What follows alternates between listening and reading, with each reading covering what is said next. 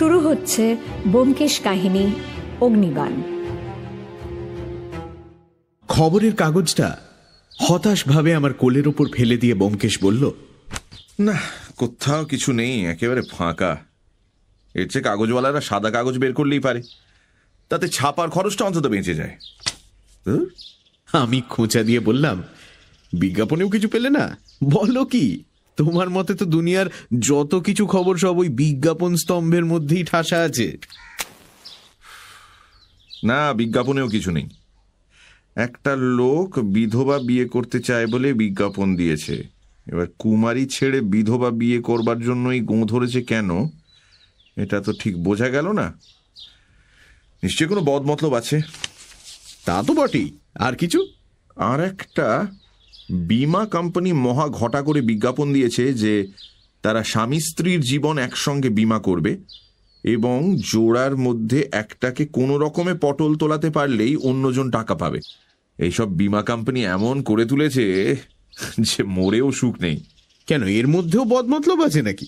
বীমা কোম্পানি নিজের স্বার্থ না থাকতে পারে, কিন্তু অন্যের মনে দুর্বুদ্ধি জাগিয়ে তোলাও সৎকার্য নয়। এটার মানেটা কি? ব্যোমকেশ উত্তর দিল না। দীর্ঘশ্বাস ফেলে টেবিলের উপর একটা পা তুলে দিল।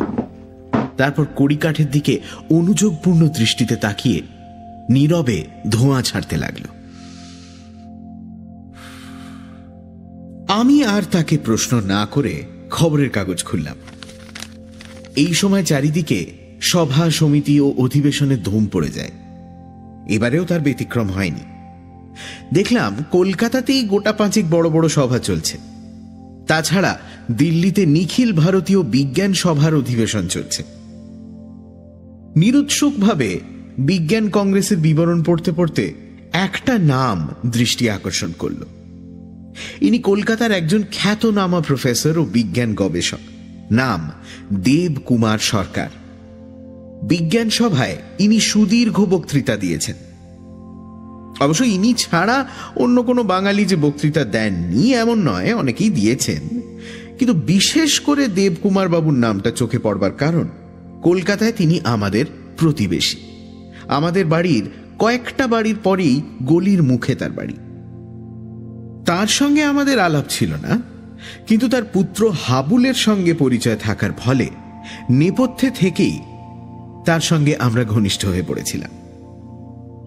দেবকুমার বাবুর ছেলে হাবুল কিছুদিন থেকেই ব্যোমকেশের ভক্ত হয়ে পড়েছিল। ছোকরার বয়স 18-19, কলেজে সেকেন্ড কিংবা থার্ড ইয়ারে পড়ে। ভালো মানুষ ছেলে, আমাদের সামনে বেশি কথা বলতে পারত না। অবাকভাবে ব্যোমকেশের মুখের দিকে তাকিয়ে থাকত। ব্যোমকেশ মৃদু হেসে এই অস্ফুটবাক ভক্তের পূজা গ্রহণ করত। কখনো চা খাওয়ার নিমন্ত্রণ করলে হাবুল একেবারে কৃতার্থ হয়ে যেত। এই হাবুলের বাবা কি ধরনের বক্তৃতা দিয়েছেন জানবার জন্য একটু কৌতূহল হলো।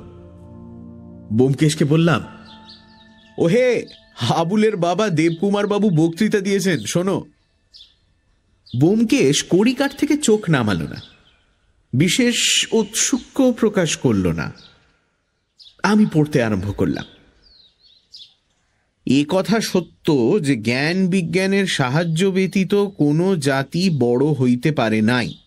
অনেকের ধারণা এইরূপ যে ভারতবাসী বৈজ্ঞানিক গবেষণায় পরাঙ্মুখ এবং তাহাদের উদ্ভাবনী শক্তি নাই। এই জন্যই ভারত পরনির্ভর ও পরাধীন হইয়া আছে। এই ধারণা যে সম্পূর্ণ ভ্রমাত্মক, ভারতের গরিমাময় অতীত তাহার প্রমাণ। নব্য বিজ্ঞানের যাহা বীজ মন্ত্র, তাহা যে ভারতেই প্রথম আবিষ্কৃত হইয়াছিল, তাহা সুধী সমাজে উল্লেখ করা বাহুল্য মাত্র। কিন্তু এই কথা অস্বীকার করিবার উপায় নাই যে বর্তমানে আমাদের এই অসামান্য উদ্ভাবনী প্রতিভা নিস্তেজ ও ম্রিয়মান হইয়া পড়িয়াছে। ইহার কারণ কি? পুরাকালে আচার্য ও ঋষিগণ রাজ অনুগ্রহের আওতায় বসিয়া সাধনা করিতেন। অর্থচিন্তা তাহাদের ছিল না। সাধনার সাফল্যের জন্য যাহা কিছু প্রয়োজন হইত, রাজকোষের অসীম ঐশ্বর্য তৎক্ষণাৎ তাহা যোগাইয়া দিত। কিন্তু বর্তমান ভারতীয় বৈজ্ঞানিকের অবস্থা কিরূপ? রাজা বৈজ্ঞানিক গবেষণার পরিপোষক নহেন। ধনী ব্যক্তিরাও জ্ঞান বিজ্ঞানের প্রসারের জন্য অর্থ ব্যয় করিতে কুণ্ঠিত। কয়েকটি বিশ্ববিদ্যালয়ের পরিমিত আয়োজনের ওপর নির্ভর করিয়া উচ্চবৃত্তির সাহায্যে আমাদের সাধনায় প্রবৃত্ত হইতে হয়। ফলে আমাদের সিদ্ধিও তদুপযুক্ত হইয়া থাকে। তবু আমি গর্ব করিয়া বলিতে পারি, যদি আমরা অর্থের অভাবে পীড়িত না হইয়া অকুণ্ঠ চিত্তে সাধনা করিতে পারিতাম, তাহা হইলে আমরা জগতের কোনো জাতির নিকটেই ন্যূন হইয়া থাকিতাম না। কিন্তু হায়, অর্থ নাই। তবু এই দৈন্য নির্জিত অবস্থাতে আমরা যাহা করিয়াছি তাহা নিন্দার বিষয় নহে, শ্লাঘার বিষয়। আমাদের ক্ষুদ্র ক্ষুদ্র ল্যাবরেটরিতে যে সকল আবিষ্ক্রিয়া মাঝে মাঝে অতর্কিতে আবির্ভূত হইয়া আবিষ্কর্তাকে বিস্ময়ে অভিভূত করিয়া ফেলিতেছে, কে তাহার সংবাদ রাখে? আবিষ্কারক নিজে গোপন আবিষ্কার সযত্নে বুকে লুকাইয়া নীরবে আরও অধিক জ্ঞানের সন্ধানে ঘুরিতেছে। কিন্তু সে একাকী, তাহাকে সাহায্য করিবার কেহ নাই। বরঞ্চ সর্বদাই ভয় অন্য কেহ তাহার আবিষ্কার কণিকার সন্ধান পাইলে তৎক্ষণাৎ তাহা আত্মসাৎ করিবে। তাই বলিতেছি, অর্থ চাই, সহানুভূতি চাই, গবেষণা করিবার অবাধ অফুরন্ত উপকরণ চাই। থামো। কি হলো? চাই চাই চাই আর আস্ফালন ভাল লাগে না। বিষের সঙ্গে খোঁজ নেই, কুলোপানা চক্কর। আরে এই তো মজা। মানুষ নিজের অক্ষমতার একটা না একটা সাফাই সর্বদাই তৈরি করে রাখে। আমাদের দেশের আচার্যরাও তো ব্যতিক্রম নয়। দেবকুমার বাবুর লেকচার পড়লেই তো বোঝা যায়। হাবুল ছোকরা দেখতে হাবাগোবা ভালো মানুষ হলেও ভেতরে ভেতরে বেশ বুদ্ধিমান। তার বাবা হয়ে দেবকুমার বাবু এমন ইয়ের মতো আদি অন্তহীন বক্তৃতা দিয়ে বেড়ান কেন, এটাই আশ্চর্য। বুদ্ধিমান ছেলের বাবা হলেই যে বুদ্ধিমান হতে হবে এমন তো কোনো কথা নেই। দেবকুমার বাবুকে তুমি দেখেছো? ঠিক বলতে পারি না। তাকে দেখবার দুর্নিবার আকাঙ্ক্ষা কখনো প্রাণে জাগেনি, তবে শুনেছি তিনি দ্বিতীয় পক্ষে বিবাহ করেছেন। নির্বুদ্ধিতার এর চেয়ে বড় প্রমাণ আর কি থাকতে পারে? ব্যোমকেশ ক্লান্তভাবে চোখ বন্ধ করল। ঘড়িতে 8:30 বাজে। বসে বসে আর কি করব ভেবে না পেয়ে শেষে পুঁটিরামকে আর এক দফা চা ফরমাস করব ভাবছি, এমন সময় ব্যোমকেশ হঠাৎ সোজা হয়ে উঠে বসল। সিঁড়িতে কার পায়ের শব্দ শোনা যাচ্ছে। হাবুল। তার আবার কি হলো? বড্ড তাড়াতাড়ি আসছে। কয়েক মুহূর্ত পরেই হাবুল সজোরে দরজা ঠেলে ঘরে ঢুকে পড়ল। তার চুল উস্কো খুস্কো, চোখ দুটো যেন ভয়ে ও অভাবনীয় আকস্মিক দুর্ঘটনার আঘাতে ঠিকরে বেরিয়ে আসছে। কি হে হাবুল, কি হয়েছে? হাবুলের পাগলের মতো দৃষ্টি কিন্তু ব্যোমকেশের উপর নিবদ্ধ ছিল। আমার প্রশ্ন যেন সে শুনতেই পেল না। টলতে টলতে ব্যোমকেশের সামনে গিয়ে দাঁড়িয়ে বলল, ব্যোমকেশ দা, সর্বনাশ হয়ে গেছে। আমার বোন রেখা রেখা হঠাৎ মরে গিয়েছে। ব্যোমকেশ দা, রেখা নেই। ব্যোমকেশ হাবুলকে হাত ধরে একটা চেয়ারে বসিয়ে দিল।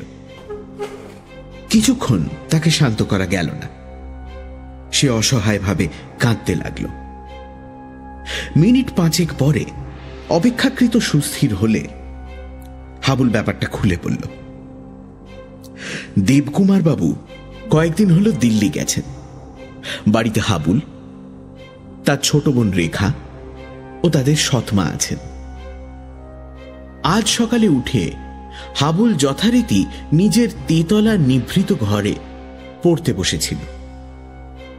8টা বেজে যাবার পর নিচে হঠাৎ সৎমার কণ্ঠে ভীষণ চিৎকার শুনে তাড়াতাড়ি নেমে এলো। দেখল সৎমা রান্নাঘরের সামনে দাঁড়িয়ে ঊর্ধ্বস্বরে প্রলাপ বকছেন। তার প্রলাপের কোনো অর্থ বুঝতে না পেরে হাবুল রান্নাঘরে প্রবেশ করে দেখল তার বোন রেখা উনুনের সামনে হাঁটু গেড়ে বসে আছে। কি হয়েছে জানবার জন্য হাবুল তাকে প্রশ্ন করল, কিন্তু রেখা উত্তর দিল না। তখন তার গায়ে হাত দিয়ে নাড়া দিতেই হাবুল বুঝল রেখা নেই। তার গা বরফের মতো ঠান্ডা, হাত পা ক্রমশ শক্ত হয়ে আসছে। আমি এখন কি করব ব্যোমকেশ দা? বাবা বাড়ি নেই, তাই আপনার কাছে ছুটে এলুম। রেখা নেই ব্যোমকেশ দা, রেখা মরে গিয়েছে। কি করে এমন হলো ব্যোমকেশ দা? হাবুল, তুমি পুরুষ মানুষ, বিপদে অধীর হয়েও না। কি হয়েছিল রেখার বলো দেখি? বুকের ব্যামো ছিল কি? তা তো জানি না। কত বয়স? 16 বছর, আমার চেয়ে 2 বছরের ছোট। সম্প্রতি কোনো অসুখ বিসুখ হয়েছিল? বেরি বেরি বা ওইরকম কিছু? না। চলো তোমার বাড়িতে চলো। নিজের চোখে না দেখলে কিছুই ধারণা করা যাচ্ছে না। তোমার বাবাকে তার করা দরকার, তিনি এসে পড়ুন, কিন্তু সে 2 ঘন্টা পরে করলেও চলবে। আপাতত একজন ডাক্তার চাই। আচ্ছা, তোমার বাড়ির কাছেই ডাক্তার রুদ্র থাকেন না? বেশ, এসো অজিত।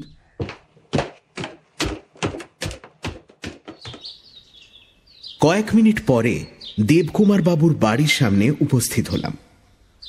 আমরা দরজায় এসে দাঁড়াতেই ভেতর থেকে একটা তীক্ষ্ণ স্ত্রী কণ্ঠের এক টানা আওয়াজ কানে এলো। ও বাবা গো, এ কি হলো গো? ওগো, তুমি নেই এখানে, আমার এখন কি হবে? কণ্ঠস্বরে উদ্বেগ ও আশঙ্কার চিহ্ন পূর্ণ মাত্রায় থাকলেও শোকের লক্ষণ বিশেষ পাওয়া গেল না। বুঝলাম বিমাতা বিলাপ করছেন। একটা বৃদ্ধ গোছের ভৃত্য কিংকর্তব্য বিমূঢ়ের মতো বাইরে দাঁড়িয়েছিল। ব্যোমকেশ তাকে বলল, তুমি এ বাড়ির চাকর? যাও, ওই বাড়ি থেকে ডাক্তারবাবুকে ডেকে নিয়ে এসো। চাকরটা একটা কিছু করবার সুযোগ পেয়ে দ্রুত প্রস্থান করল। হাবুলকে সঙ্গে নিয়ে আমরা ভেতরে প্রবেশ করলাম। যার কণ্ঠস্বর বাইরে থেকে শুনতে পাচ্ছিলাম, তিনি ওপরে উঠবার সিঁড়ির মুখে দাঁড়িয়ে একাকী অনর্গল বকে চলেছেন। আমি জানতাম এরকম কিছু একটা হবে। সবই তো আমার দোষ। কি মেয়ে বাবা, বাড়ির কর্তা নেই, সব দোষ তো এখন আমারই। আমার মরণ হয় না কেন গো? সব ছেলে মেয়ে নিয়ে কি অশান্তি, একটু কি জীবনে শান্তি পাবো না? আমি আগেই বুঝেছিলাম এই সংসারে শান্তি থাকবে না গো। যতই চেষ্টা করো এই সংসারে শান্তি থাকার নয়। আমাদের পায়ের শব্দে তিনি চমকে আমাদের দিকে তাকালেন। দুজন অপরিচিত লোককে হাবুলের সঙ্গে দেখে তিনি মাথার ওপর আঁচলটা টেনে তাড়াতাড়ি ওপরে উঠে গেলেন। আমি মুহূর্তের জন্য তার মুখটি দেখতে পেয়েছিলাম। আমার মনে হলো তার লাল চোখের ভেতরে একটা ত্রাস মিশ্রিত বিরক্তির ছায়া দেখা দিয়েই আঁচলের আড়ালে ঢাকা পড়ে গেল। আমার মা। বুঝেছি। রান্নাঘর কোনটা? হাবুল আঙুল দিয়ে দেখিয়ে দিল। জুতো খুলে আমরা রান্নাঘরে প্রবেশ করলাম। ঘরটা প্রায় অন্ধকার, আলো প্রবেশের কোনো পথ নেই। হাবুল দরজার পাশে হাত বাড়িয়ে সুইচ টিপতেই একটা ধোঁয়াটে বৈদ্যুতিক বাল্ব জ্বলে উঠল।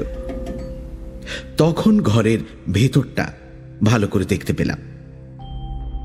দরজার অপর দিকে দেয়ালে সংলগ্ন পাশাপাশি দুটি কয়লার উনুন, তাতে ভাঙা পাথুরে কয়লা স্তূপ করা রয়েছে, কিন্তু আগুন নেই। এই অগ্নিহীন চুল্লির সামনে নতজানু হয়ে একটি মেয়ে বসে আছে, যেন বেদি প্রান্তে উপাসনারত একটি স্ত্রী মূর্তি। মেয়েটির দেহ সামনের দিকে ঝুঁকে আছে, মাথাও বুকের উপর নেমে পড়েছে। হাত দুটি সামনে বাড়ানো দেখে মনে হয় না যে সে মৃত। ব্যোমকেশ সন্তর্পণে গিয়ে তার নাড়ি টিপল। তার মুখ দেখেই বুঝলাম নাড়ি নেই। ব্যোমকেশ হাত ছেড়ে দিয়ে ধীরে ধীরে মেয়েটির থুতনি ধরে মুখ তুলল। প্রাণহীন দেহে মৃত্যু কাঠিন্য দেখা দিতে আরম্ভ করেছে। মুখ অল্প একটুখানি উঠল।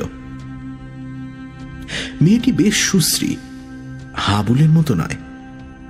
রং ফর্সা, মুখের গড়ন ধারালো, নিচের ঠোঁট অভিমানিনীর মতো সামান্য ফোলা। 16 বছর বয়স অনুযায়ী গড়ন ভালোই।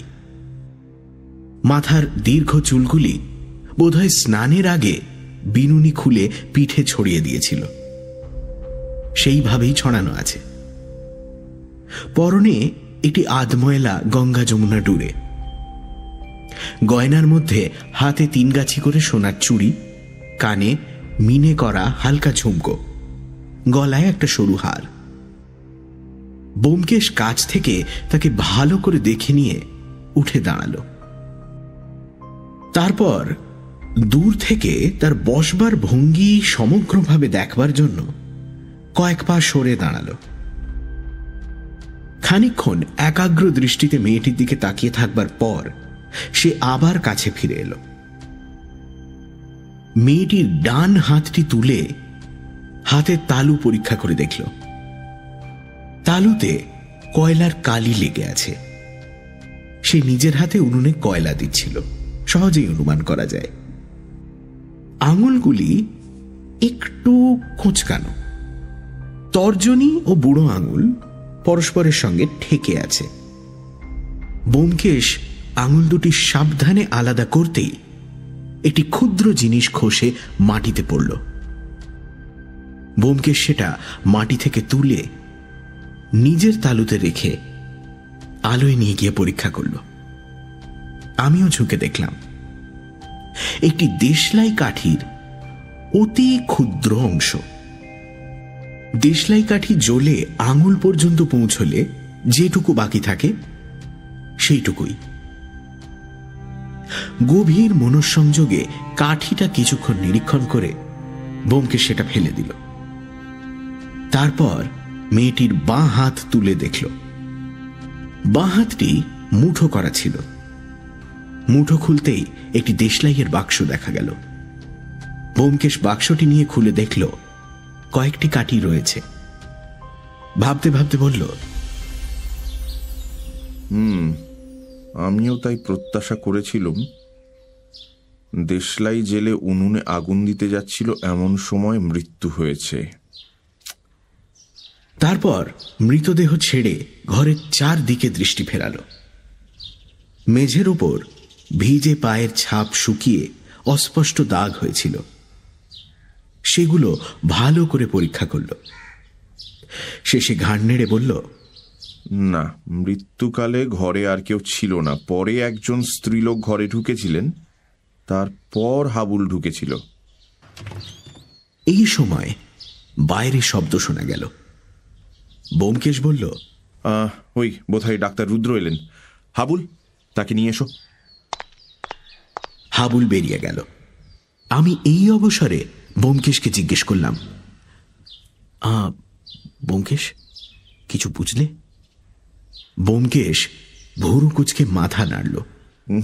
কিছু না, কেবল এইটুকু বোঝা যাচ্ছে যে মেয়েটি মৃত্যুর আগের মুহূর্ত পর্যন্ত জানত না যে মৃত্যু এত কাছে। ডক্টর রুদ্রকে নিয়ে হাবুল ফিরে এলো। ডক্টর রুদ্র বয়স্ক লোক, কলকাতার একজন নামজাদা চিকিৎসক, কিন্তু অত্যন্ত রূঢ় ও কটুভাষী বলে তার দুর্নাম ছিল। মেজাজ সর্বদাই সপ্তমে চড়ে থাকত।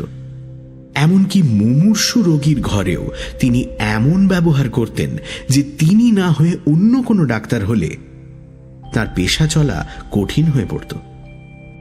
একমাত্র চিকিৎসা শাস্ত্রে অসাধারণ প্রতিভার বলে তিনি পশার প্রতিপত্তি বজায় রেখেছিলেন। এছাড়া তার মধ্যে অন্য কোনো গুণ আজ পর্যন্ত কেউ দেখতে পায়নি। ডক্টর রুদ্রের চেহারা থেকে তার চরিত্রের একটা আভাস পাওয়া যেত। নিকষ কালো গায়ের রং, ঘোড়ার মতো লম্বা কদাকার মুখে রক্তবর্ণ দুটো চোখ যেন মানুষকে মানুষ বলেই গণ্য করে না। তিনি যখন ঘরে এসে ঢুকলেন তখন মনে হলো মূর্তিমান দম্ভ কোট প্যান্টালুন ও জুতো পরে ঘরের মধ্যে এসে দাঁড়িয়েছে। হাবুল নীরবে আঙুল দিয়ে বোনের দেহ দেখিয়ে দিল। ডক্টর রুদ্র স্বভাব কর্কশ্বরে জিজ্ঞেস করলেন, কি হয়েছে? মারা গেছে?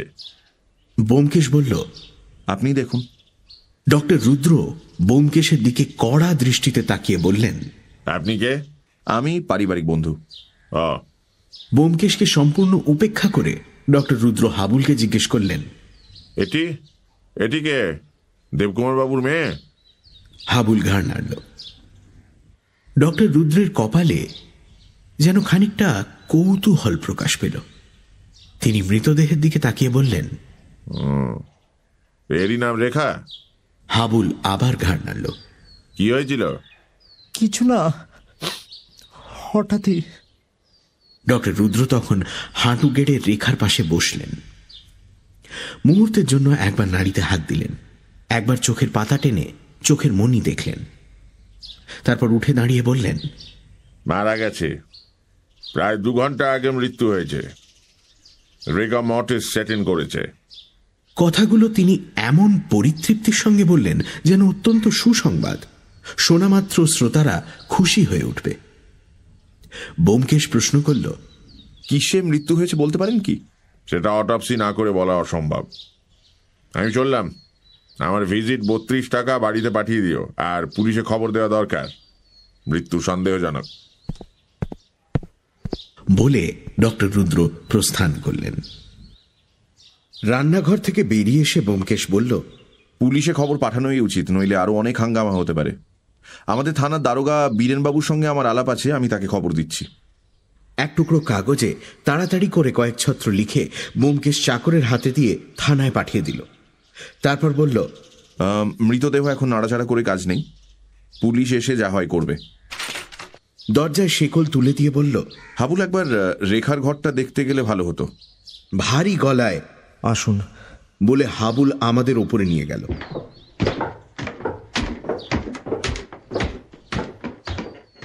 প্রথম খানিকটা কান্নাকাটি করার পর সে কেমন যেন আচ্ছন্নের মতো হয়ে পড়েছিল। যে যা বলছিল কলের পুতুলের মতো তাই করছিল। দোতলায় গোটা 3 ঘর, তার সর্বশেষেরটি রেখার, বাকি 2টি বোধ করি দেবকুমার বাবু ও তার গৃহিণীর শোয়ার ঘর।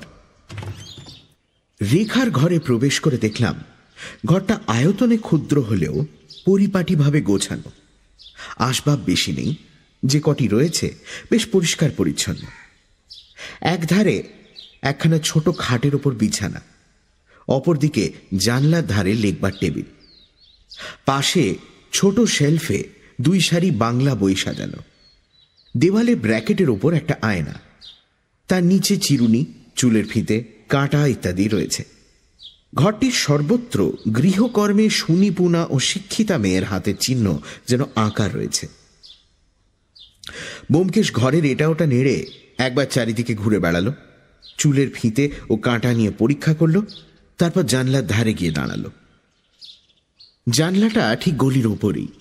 গলির অপর দিকে একটু পাশে ডক্টর রুদ্রের প্রকাণ্ড বাড়ি ও ডাক্তারখানা।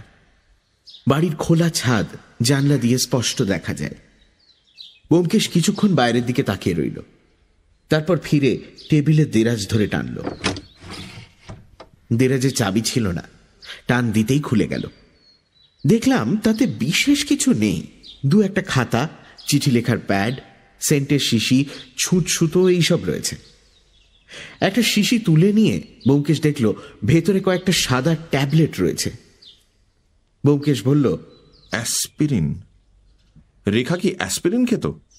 হাবুল বলল, হ্যাঁ, মাঝে মাঝে ওর মাথা ধরতো। শিশি রেখে দিয়ে আবার ব্যোমকেশ চিন্তিতভাবে ঘরে পায়চারি শুরু করল। শেষে বিছানার সামনে এসে স্থির হয়ে দাঁড়াল। বিছানায় শোয়ার চিহ্ন রয়েছে, লেপটা এলোমেলোভাবে পায়ের দিকে পড়ে আছে, মাথার বালিশে মাথার চাপের দাগ। কিছুক্ষণের জন্য মনটা খারাপ হয়ে গেল। এই তো মানুষের জীবন, যার শোয়ার দাগ এখনো বিছানা থেকে মিলিয়ে যায়নি, সে আজ সকালে উঠেই কোন অনন্তের পথে যাত্রা করেছে তার ঠিকানা নেই। ব্যোমকেশ অন্যমনস্কভাবে মাথার বালিশটা তুলল। একখণ্ড ফিকে সবুজ রঙের কাগজ বালিশের তলায় চাপা ছিল। বালিশ সরাতেই সেটা বেরিয়ে পড়ল। ব্যোমকেশ চমকে কাগজটা তুলে নিয়ে উল্টে পাল্টে দেখল ভাঁজ করা চিঠির কাগজ। সে একবার একটু ইতস্তত করল, তারপর চিঠির ভাঁজ খুলে পড়তে আরম্ভ করল। আমিও গলা বাড়িয়ে চিঠিটা পড়লাম। মেয়েলি ছাদের অক্ষরে তাতে লেখা রয়েছে, নন্তুদা, আমাদের বিয়ের সম্বন্ধ ভেঙে গেল। তোমার বাবা 10,000 টাকা চান। অত টাকা বাবা দিতে পারবেন না। আর কাউকে আমি বিয়েও করতে পারবো না। এটা বোধ হয় তুমিও জানো। কিন্তু এ বাড়িতে থাকা অসহ্য হয়ে উঠেছে। আমাকে একটু বিষ দিতে পারো?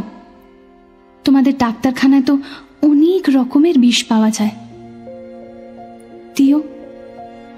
যদি না দাও, অন্য যে কোনো উপায়ে আমি মরব।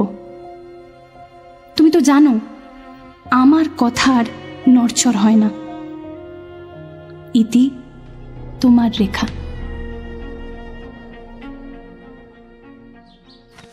চিঠিটা পড়ে ব্যোমকেশ নীরবে হাবুলের হাতে দিল। হাবুল পড়ে আবার ঝরঝর করে কেঁদে ফেলল। কান্না ভেজা গলায় বলে উঠল, আমি আমি আমি জানতুম এই হবে। রেখা আত্মহত্যা করবে। নন্তুকে? নন্তুদা ডক্টর রুদ্রর ছেলে। রেখার সঙ্গে ওর বিয়ের সম্বন্ধও হয়েছিল। নন্তুদা বড় ভালো, কিন্তু ওই চামারটা 10,000 টাকা চেয়ে বাবাকে রাগিয়ে দিল।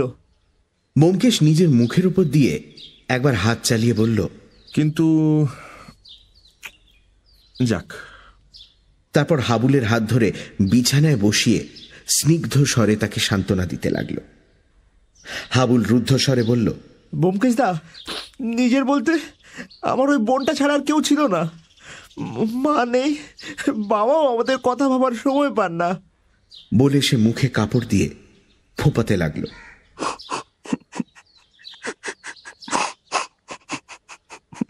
যা হোক, ব্যোমকেশের সান্ত্বনায় কিছুক্ষণ পরে সে অনেকটা শান্ত হল।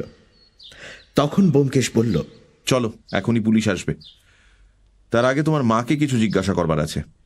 হাবুলের বিমাতা নিজের ঘরে ছিলেন। হাবুল গিয়ে ব্যোমকেশের আবেদন জানাল। তিনি আর ঘোমটা টেনে দরজার পাশে এসে দাঁড়ালেন। এর আগে তাকে এক নজর মাত্র দেখেছি, এখন আরো ভালো করে দেখলাম। তার বয়স বোধ হয় 27-28 হবে। রোগা লম্বা ধরনের চেহারা, রং বেশ ফর্সা, মুখের গড়নও সুন্দর। কিন্তু তবু তাকে দেখে সুন্দরী বলা তো দূরের কথা, চলনসই বলতেও দ্বিধা হয়। চোখের দৃষ্টিতে একটা স্থায়ী প্রখরতা। পাতলা ঠোঁট এমনভাবে বেঁকে আছে যেন সর্বদাই অন্যের দোষ ত্রুটি দেখছেন। তার অসন্তোষ চিহ্নিত মুখ দেখে আমার মনে হলো বিয়ের পর থেকে হয়তো ইনি একদিনের জন্যও সুখী হননি। মানসিক উদারতার অভাবে সপত্নী সন্তানদেরও কখনো স্নেহের দৃষ্টিতে দেখেননি, নিজেরও সন্তান হয়নি, তাই তার স্নেহহীন মুখ মরুভূমির মতো শুকনো হয়ে রয়েছে। আর একটা জিনিস লক্ষ্য করলাম, তার বোধ হয় সূচিবাই আছে। তিনি যেরকম ভঙ্গিতে দরজার পাশে এসে দাঁড়ালেন, তাতে মনে হলো তিনি নিজেকে ও নিজের ঘরটিকে সর্বপ্রকার অশুদ্ধি থেকে রক্ষা করবার চেষ্টা করছেন। পাছে আমরা তার ঘরে পদার্পণ করে ঘরের পবিত্রতা নষ্ট করে দিই, তাই দ্বার আগলে দাঁড়িয়ে রয়েছেন। আমরা অবশ্য ঘরে প্রবেশ করার চেষ্টা করলাম না, বাইরেই দাঁড়িয়ে রইলাম। ব্যোমকেশ প্রশ্ন করল, আজ সকালে রেখার সঙ্গে আপনার দেখা হয়েছিল?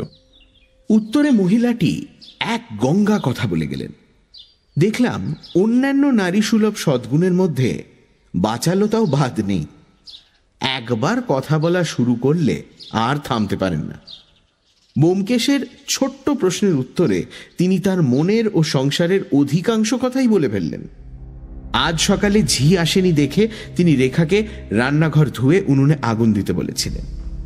অবশ্য সপত্নী সন্তানদের তিনি সাধারণত সংসারের কোনো কাজ করতে বলেন না, নিজের গতর যতদিন আছে নিজেই সব করেন। কিন্তু তবু সংসারের সমস্ত কাজ করা তো আর একা মানুষের দ্বারা সম্ভব নয়। তাই তিনি রেখাকে উনুনটা ধরাতে বলে নিজের শোবার ঘর পরিষ্কার করে স্নান করতে গিয়েছিলেন। স্নান সেরে তিনি ওপরে চলে এসেছেন। রান্নাঘরে কি হচ্ছে না হচ্ছে তিনি দেখেননি। তারপর কাপড় ছেড়ে চুল মুছে 10 বার ইষ্টমন্ত্র জপ করে নিচে গিয়ে দেখেন ওই কাণ্ড। স্বপত্নী সন্তানদের কোনো কথায় তিনি থাকেন না, অথচ এমনই তার কপাল যে যত ঝঞ্ঝাট তাকেই পোয়াতে হয়। এখন যে ব্যাপার ঘটেছে তাতে সকলেই হয়তো তাকেই দুষবে। বিশেষত কর্তা ফিরে এসে যে কি মহামারী কাণ্ড বাঁধাবেন তা কল্পনা করাও দুষ্কর। একে তো তিনি কর্তার চক্ষুশূল, তিনি মরলেই কর্তা বাঁচেন। বাক্যস্রোত কিঞ্চিত থামলে ব্যোমকেশ ধীরে ধীরে জিজ্ঞেস করল, আজ সকালে আপনি রেখাকে কি কোনো রূঢ় কথা বলেছিলেন? এবার মহিলাটি একেবারে তেলে বেগুনে জ্বলে উঠলেন। রূঢ় কথা আমার মুখ দিয়ে বেরোয় না, তেমন ভদ্রলোকের মেয়ে আমি নই। এ বাড়িতে ঢুকে অবধি সতীন পো সতীন ঝিনিয়ে ঘর করছি, কিন্তু কেউ বলুক দেখি যে একটা কড়া কথা আমার মুখ দিয়ে বেরিয়েছে। তবে আজ সকালে রেখাকে উনুন ধরাতে পাঠালুম। সে রান্নাঘর থেকে ফিরে এসে বললে দেশলাই খুঁজে পাচ্ছে না, বলে ঘরে ঢুকে ব্র্যাকেটের উপর দেশলাই নিলে। আমি তখন মেজে মুছছিলুম। বললুম, বাসি কাপড়ে ঘরে ঢুকলে? এত বড় মেয়ে হয়েছ, এইটুকু হুঁশ নেই? দেশলাইয়ের দরকার ছিল দোকান থেকে টানিয়ে নিলেই পারতে। এইটুকুই বলেছি, এছাড়া আর একটি কথাও আমার মুখ দিয়ে বেরোয়নি। এতে যদি অপরাধ হয়ে থাকে তো ঘাট মানছি। অপরাধের কথা নয়, কিন্তু দেশলাই নিতে রেখা আপনার ঘরে এলো কেন? আপনার ঘরেই কি দেশলাই থাকে? হ্যাঁ, রাত্রিরে আমি অন্ধকারে ঘুমোতে পারি না, তেলের ল্যাম্প জ্বেলে শুই, তাই ঘরে দেশলাই রাখতে হয়। ওই ব্র্যাকেটের উপর ল্যাম্প আর দেশলাই থাকে, সবাই জানে, রেখাও জানতো। ঘরের মধ্যে উঁকি মেরে দেখলাম খাটের মাথার দিকে একটা ছোট কাঠের ব্র্যাকেট, তার উপর ছোট একটা ল্যাম্প রয়েছে। ঘরের অন্যান্য অংশ এই সুযোগে দেখে নিলাম। পরিচ্ছন্নতার বাড়াবাড়ি, এমনকি দেওয়ালে মা কালীর ছবিটি পর্যন্ত যেন ঘরের সুচিতা ভঙ্গের ভয়ে সন্ত্রস্তভাবে জিভ বার করে আছেন। ভুরু কুঁচকে ব্যোমকেশ জিজ্ঞেস করল, তাহলে এই সময় রেখাকে আপনি শেষ দেখেন, তারপর আর তাকে জীবিত দেখেননি? না, দেখিনি। তারপর বলে গৃহিণী বোধ করি আবার এক প্রস্থ বক্তৃতা শুরু করতে যাচ্ছিলেন, এমন সময় নিচে থেকে চাকর জানালো যে দারোগা বাবু এসেছেন। আমরা নিচে নেমে গেলাম। দারোগা বীরেন বাবুর সঙ্গে ব্যোমকেশের ঘনিষ্ঠতা ছিল, দুজনেই দুজনের কদর বুঝতেন। বীরেনবাবু মধ্যবয়স্ক লোক, হৃষ্টপুষ্ট মজবুত চেহারা, বিচক্ষণ ও চতুর কর্মচারী বলে তার সুনাম ছিল। ব্যোমকেশ তাকে যথেষ্ট শ্রদ্ধা করত। কয়েকটা জটিল ব্যাপারে ব্যোমকেশকে তার সাহায্য নিতে হয়েছিল। শহরের নিম্ন শ্রেণীর গাঁটকাটা ও গুন্ডাদের চালচলন সম্বন্ধে তার অগাধ অভিজ্ঞতা ছিল। ব্যোমকেশের সঙ্গে মুখোমুখি হতেই বীরেনবাবু বললেন, কি খবর ব্যোমকেশ বাবু? গুরুতর কিছু নাকি? আপনি নিজেই তার বিচার করুন।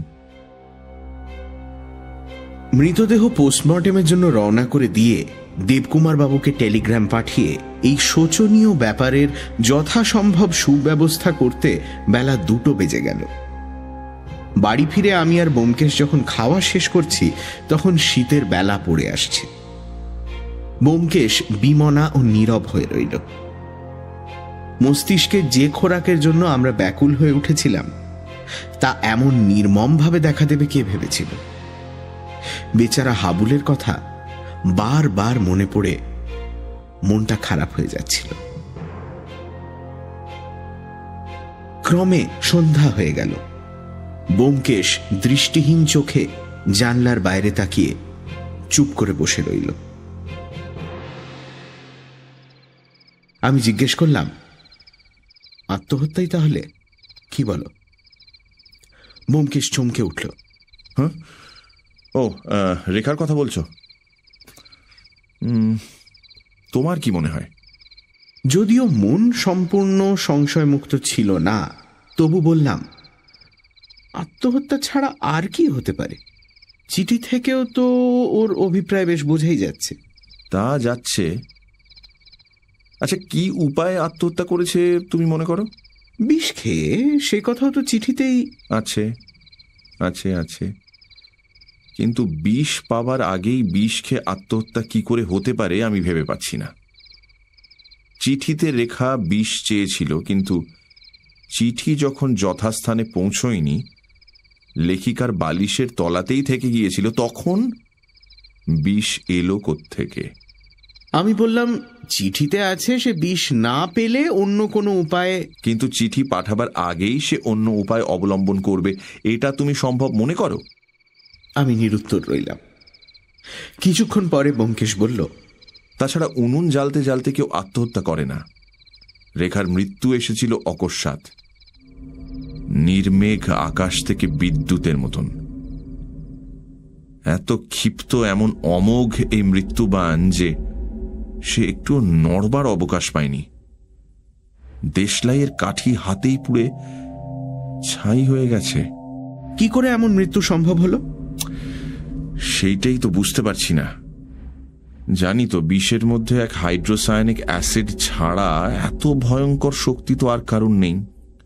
কিন্তু আমি একটু সংকুচিতভাবে বললাম, আমি ডাক্তারি সম্বন্ধে কিছু জানি না, কিন্তু হঠাৎ হার্ট ফেল করে মৃত্যু সম্ভব নয় কি? ব্যোমকেশ ভাবতে ভাবতে বলল, ওই সম্ভাবনাটাই দেখছি ক্রমশ প্রবল হয়ে উঠছে। রেখা মাথা ধরার জন্য অ্যাসপিরিন খেত, হয়তো ভেতরে ভেতরে হৃদযন্ত্র দুর্বল হয়ে পড়েছিল, কিন্তু না, কোথায় যেন বেঁধে যাচ্ছে। হার্ট ফেলের সম্ভাবনাটা আমি নিশ্চিতভাবে গ্রহণ করতে পারছি না, যদিও যুক্তি প্রমাণ সব ওই দিকেই নির্দেশ করছে। ব্যোমকেশ অপ্রতিভভাবে হাসল। বুদ্ধির সঙ্গে মনের আপোষ করতে পারছি না। কেবলই মনে হচ্ছে মৃত্যুটা সহজ নয়, সাধারণ নয়, কোথায় একটা মস্ত গলদ আছে। কিন্তু যাক, এখন মিথ্যে মাথা গরম করে লাভ নেই। কাল ডাক্তারের রিপোর্ট পেলেই সব বোঝা যাবে। ঘর অন্ধকার হয়ে গেছিল। ব্যোমকেশ উঠে আলো জ্বালল। এই সময় বাইরের দরজায় আস্তে আস্তে টোকা মারার শব্দ হলো। সিঁড়িতে পায়ের শব্দ শোনা যায়নি। ব্যোমকেশ বিস্মিতভাবে ভুরু কুঁচকে বলল, কে? ভেতরে এসো। একটি অপরিচিত যুবক নিঃশব্দে প্রবেশ করল। বলিষ্ঠ সুশ্রী চেহারা, কিন্তু শুকনো বিবর্ণ মুখে ট্র্যাজেডির ছায়া পড়েছে। পায়ে রাবার সোলের জুতো ছিল বলেই তার পায়ের আওয়াজ আমরা শুনতে পাইনি। সে কয়েক পা এগিয়ে অনিশ্চিতভাবে দাঁড়িয়ে রইল। আমার নাম মন্মথনাথ রুদ্র।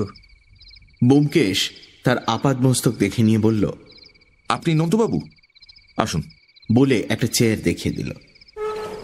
চেয়ারে বসে পড়ে যুবক থেমে থেমে বলল, আপনি আমাকে চেনেন? ব্যোমকেশ টেবিলের সামনে বসে বলল, সম্প্রতি আপনার নাম জানবার সুযোগ হয়েছে। আপনি রেখার মৃত্যু সম্বন্ধে কিছু জানতে চান? যুবকের কণ্ঠস্বর একটু কেঁপে গেল। সে বলল, হ্যাঁ, কি করে তার মৃত্যু হলো ব্যোমকেশবাবু? তা তো এখনো জানা যায়নি। অস্বাভাবিক উজ্জ্বল চোখ ব্যোমকেশের মুখের ওপর রেখে মন্মথ বলল, আপনার কি সন্দেহ সে আত্মহত্যা করেছে? সম্ভব নয়। তবে কি কেউ তাকে? এখনো জোর করে কিছু বলা যায় না। দুহাতে মুখ ঢেকে মন্মথ কিছুক্ষণ বসে রইল। তারপর মুখ তুলে অস্পষ্ট স্বরে বলল, আপনারা হয়তো শুনেছেন রেখার সঙ্গে আমার। শুনেছি। মন্মথ এতক্ষণ জোর করে সংযম রক্ষা করছিল, এবার ভেঙে পড়ল।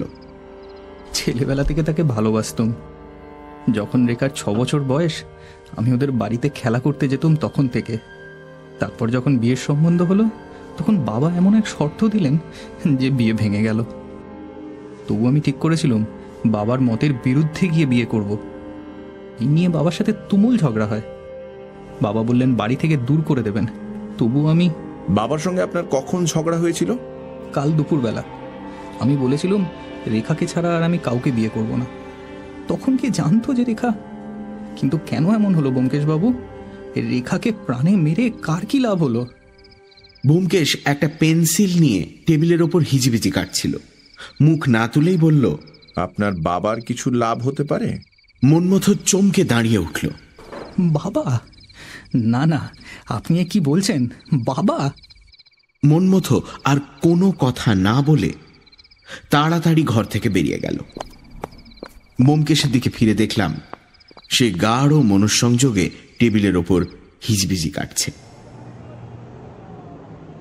আপনি ব্যোমকেশবাবু? আমি ব্যোমকেশকে দেখিয়ে দিলাম। তিনি ব্যোমকেশের দিকে ফিরে বললেন, ও বলে হাতের মোটা লাঠিটা টেবিলের উপর রাখলেন। ব্যোমকেশ মামুলি দু একটা সহানুভূতির কথা বলল। দেবকুমার বাবু বোধহয় তা শুনতে পেলেন না। তার ক্ষীণ দৃষ্টি তিনি একবার ঘরের ওপর বুলিয়ে নিলেন, তারপর ক্লান্ত স্বরে বললেন, কাল বেলা 10টায় দিল্লি থেকে বেরিয়ে আজ 2:30টার সময় এখানে এসে পৌঁছেছি। প্রায় 30 ঘন্টা ট্রেনে। আমি চুপ করে রইলাম। শারীরিক ক্লান্তি তার প্রতি অঙ্গে ফুটে উঠছিল। দেবকুমার তারপর ব্যোমকেশের দিকে চোখ ফেরালেন। হাবুলের মুখে আপনার কথা শুনেছি, বিপদের সময় সাহায্য করেছেন, আপনাকে অশেষ ধন্যবাদ। সে কি কথা, যদি একটু সাহায্য করতে পেরে থাকি সে তো প্রতিবেশীর কর্তব্য। তা বটে, কিন্তু আপনি কাজের লোক। তারপর হঠাৎ জিজ্ঞাসা করলেন, আচ্ছা, কি হয়েছিল মেয়েটার কিছু বুঝতে পেরেছেন কি? বাড়িতে ভালো করে তো কেউ কিছু বলতেও পারলো না। ব্যোমকেশ তখন যতখানি দেখেছিল ও বুঝেছিল দেবকুমার বাবুকে বলল। শুনতে শুনতে দেবকুমার বাবু অন্যমনস্কভাবে পকেট থেকে সিগার বার করলেন। সিগার মুখে ধরিয়ে তারপর আবার কি মনে করে সেটা টেবিলের ওপর রেখে দিলেন। আমি তার মুখের দিকে তাকালাম। দেখলাম ব্যোমকেশের কথা শুনতে শুনতে তিনি এত তন্ময় হয়ে গিয়েছেন যে স্নায়বিক উত্তেজনার বশে তার অস্থির হাত দুটো যে কি করছে সেদিকে লক্ষ্য নেই। একবার তিনি চশমা খুলে বড় বড় চোখ দুটো নিষ্পলকভাবে প্রায় 2 মিনিট আমার মুখের উপর নিবদ্ধ করে রাখলেন। তারপর আবার চশমা পরে চোখ বন্ধ করে রইলেন। ব্যোমকেশের বিবরণ শেষ হলে দেবকুমার বাবু অনেকক্ষণ চুপ করে থেকে হঠাৎ বলে উঠলেন, হ্যাঁ, ওই ডাক্তার রুদ্রটা আমার বাড়িতে ঢুকেছিল। চামার, চণ্ডাল, টাকার জন্য পারে না এমন কাজ নেই, একটা জীবন্ত পিশাচ। উত্তেজনার বশে তিনি লাঠিটা মুঠো করে ধরে একেবারে দাঁড়িয়ে উঠলেন। তার মুখ হঠাৎ ভীষণ হিংস্র ভাব ধারণ করল। কয়েক মুহূর্ত পরেই কিন্তু আবার তার মুখ স্বাভাবিক অবস্থায় ফিরে গেল। আমাদের চোখে বিস্ময়ের চিহ্ন দেখে মনে হয় তিনি একটু লজ্জাই পেলেন। গলা ঝেড়ে বললেন, আমি যাই ব্যোমকেশবাবু, আর একবার আপনাকে ধন্যবাদ জানাচ্ছি। দরজা পর্যন্ত গিয়ে তিনি থমকে দাঁড়ালেন, ভুরু কুঁচকে কি যেন চিন্তা করলেন। তারপর ফিরে বললেন, আমার পয়সা থাকলে এ ব্যাপারের অনুসন্ধানে আপনাকে নিযুক্ত করতাম, কিন্তু আমি গরিব, আমার পয়সা নেই। ব্যোমকেশ কি একটা বলতে চাইল, তিনি লাঠি নেড়ে তাকে বাধা দিলেন। আর বিনা পারিশ্রমিকে আমি কারো সাহায্য গ্রহণ করতে পারবো না। পুলিশ অনুসন্ধান করছে, তারাই যা পারে করুক। অনুসন্ধান করার আছেই বা কি? 1000 অনুসন্ধান করলেও আমার মেয়েকে তো আর আমি ফিরিয়ে পাবো না। একটা ভ্রম সংশোধন হলো। আমার ধারণা হয়েছিল দেবকুমার বাবু প্রথম পক্ষের ছেলে মেয়েদের ভালোবাসেন না। সেটা ভুল। অন্তত মেয়েকে তিনি খুব বেশি ভালোবাসেন। সিগারটা দেবকুমার বাবু ফেলে গিয়েছিলেন, সেটা দিকে দৃষ্টিপাত করে ব্যোমকেশ বলল, আশ্চর্য অন্যমনস্ক লোক। ডক্টর রুদ্রের উপর ভয়ঙ্কর রাগ দেখলুম। ব্যোমকেশ উত্তর দিল না। সন্ধ্যের পর দারোগা বীরেনবাবু স্বয়ং ডাক্তারের রিপোর্ট নিয়ে এলেন। বললেন, রিপোর্ট বড় ডিসঅ্যাপয়েন্টিং। বারবার পরীক্ষা করেও মৃত্যুর কারণ ধরতে পারা যায়নি। রিপোর্ট পড়ে দেখলাম ডাক্তার লিখেছেন দেহের কোথাও কোনো ক্ষতচিহ্ন নেই, শরীরের অভ্যন্তরেও কোনো বিষ পাওয়া যায়নি। হৃদযন্ত্র সবল ও স্বাভাবিক, সুতরাং হৃদযন্ত্রের ক্রিয়া বন্ধ হওয়ার জন্য মৃত্যু হয়নি।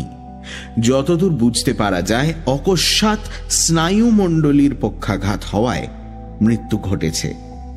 কিন্তু কি করে স্নায়ুমণ্ডলীর পক্ষাঘাত ঘটল তা বলতে ডাক্তার অক্ষম। এরকম অদ্ভুত লক্ষণহীন মৃত্যু তিনি এর আগে কখনো দেখেননি। ব্যোমকেশ কাগজটা হাতে নিয়ে ভুরু কুঁচকে চিন্তিত মুখে বসে রইল। বীরেনবাবু বললেন, এ কেস অবশ্য করোনারের কোর্টে যাবে, সেখানে অজ্ঞাত কারণে মৃত্যু রায় বেরোবে। তারপর আমরা অর্থাৎ পুলিশ ইচ্ছে করলে অনুসন্ধান চালাতে পারি, আবার নাও চালাতে পারি। ব্যোমকেশবাবু, আপনি কি বলেন? এই রিপোর্টের পর অনুসন্ধান করলে কোনো ফল হবে কি? ফল হবে কিনা বলতে পারি না, কিন্তু অনুসন্ধান চালানো উচিত। কেন বলুন দেখি? আপনি কি কাউকে সন্দেহ করেন? ঠিক যে কোনো ব্যক্তি বিশেষকে সন্দেহ করি তা নয়, তবে আমার দৃঢ় বিশ্বাস এর মধ্যে গোলমাল আছে। আমারও তাই মনে হয়। আচ্ছা, দেবকুমার বাবুর স্ত্রীকে আপনার কিরকম মনে হলো? ব্যোমকেশ কিছুক্ষণ চুপ করে রইল, তারপর ধীরে ধীরে বলল, দেখুন, আমার মনে হয় ও পথে গেলে হবে না। এই মৃত্যু রহস্যের জট ছাড়াতে হলে সর্বপ্রথমে জানতে হবে কিভাবে মৃত্যু হয়েছিল। এটা যতক্ষণ না জানতে পারছেন ততক্ষণ একে ওকে সন্দেহ করে কোনো ফল হবে না। অবশ্য এই কথাও মনে রাখতে হবে যে মেয়েটির মৃত্যুর সময় তার সৎ মা ও সহোদর ভাই ছাড়া বাড়িতে আর কেউ ছিল না, কিন্তু তাই বলে আসল জিনিসটাকে দৃষ্টির বাইরে যেতে দিলে চলবে না। কিন্তু ডাক্তার যে কথা বলতে পারছে না। ডাক্তার কেবল মৃতদেহ পরীক্ষা করেছেন, আমরা মৃতদেহ ছাড়া আরো অনেক কিছু দেখেছি। সুতরাং ডাক্তার যা পারেননি আমরাও তা পারবো না এমন কোনো কথা নেই। কিন্তু তা বটে, কিন্তু যা হোক, আপনি তো দেবকুমার বাবুর পক্ষ থেকে গোড়া থেকেই আছেন, শেষ পর্যন্ত নিশ্চয়ই থাকবেন। দুজনে পরামর্শ করে চলা যাবে। এই খানিক আগে দেবকুমার বাবু এসেছিলেন, তিনি আমাকে বরখাস্ত করে গেছেন। সে কি? হ্যাঁ, আমার অবৈতনিক সাহায্য তিনি চান না, আর টাকা দিয়ে আমাকে নিয়োগ করতে তিনি অক্ষম। বটে, তিনি অক্ষম কিসে? তিনি তো মোটা মাইনের চাকরি করেন, 700-800 টাকা মাইনে পান শুনেছি। তা হবে। বীরেনবাবুর কপালে ভাঁজ পড়ল। তিনি বললেন, দেবকুমার বাবুর আর্থিক অবস্থা সম্বন্ধে খোঁজ নিতে হচ্ছে, কিন্তু আপনার সাহায্য প্রত্যাখ্যান করবার কি কারণ থাকতে পারে? তিনি কাউকে আড়াল করবার চেষ্টা করছেন না তো? আমি হেসে ফেললাম। দেবকুমার বাবু অপরাধীকে আড়াল করবার জন্য কৌশলে ব্যোমকেশের সাহায্য প্রত্যাখ্যান করেছেন, এই কথা শুনতে যেমন অদ্ভুত তেমনই হাস্যকর। বীরেনবাবু তীক্ষ্ণ স্বরে বললেন, হাসছেন যে? আমি অপ্রস্তুত হয়ে বললাম, আপনি দেবকুমার বাবুকে দেখেছেন? না। তাকে দেখেই বুঝবেন কেন হাসছি। তারপর বীরেনবাবু উঠলেন। বিদায়কালে ব্যোমকেশকে বললেন, আমি এ ব্যাপারে তল পর্যন্ত অনুসন্ধান করে দেখব, যদি কিনারা করতে পারি। আপনি কিন্তু ছাড়া পাবেন না। দেবকুমার বাবু আপনাকে বরখাস্ত করেছেন বটে, কিন্তু দরকার হলে আমি আপনার কাছে আসবো, মনে রাখবেন। ব্যোমকেশ খুশি হয়ে বলল, সে তো খুব ভালো কথা। আমার যতদূর সাধ্য আপনাকে সাহায্য করব। হাবুলের সম্পর্কে এ ব্যাপারে আমার একটা ব্যক্তিগত আকর্ষণও রয়েছে। বেশ বেশ। আচ্ছা, উপস্থিত কোন পথে চললে ভালো হয়? কিছু ইঙ্গিত দিতে পারেন কি? যা হোক, একটা সূত্র ধরে কাজ আরম্ভ করতে হবে তো। ব্যোমকেশ একটু চিন্তা করে বলল, ডাক্তার রুদ্রর দিক থেকে কাজ আরম্ভ করুন। এই গোলক ধাঁধার সত্যিকার পথ হয়তো ওই দিকেই আছে। বীরেনবাবু চমকে তার দিকে তাকালেন। ও আচ্ছা, আসি। মাথা নিচু করে ভাবতে ভাবতে তিনি বেরিয়ে গেলেন।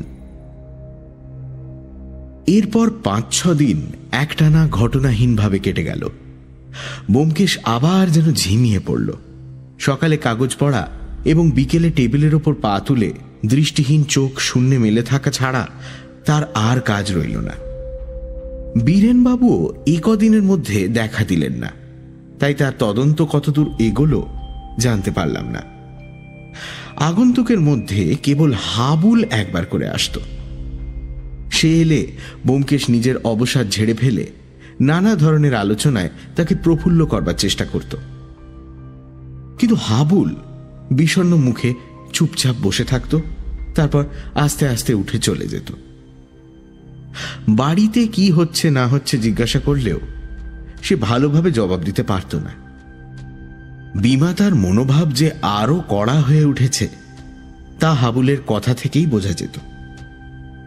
শেষ দিন সে নিঃশ্বাস ফেলে বলল, বাবা আজ রাত্রে পাটনা যাচ্ছেন, ওখানে কি ইউনিভার্সিটিতে লেকচার দেবেন।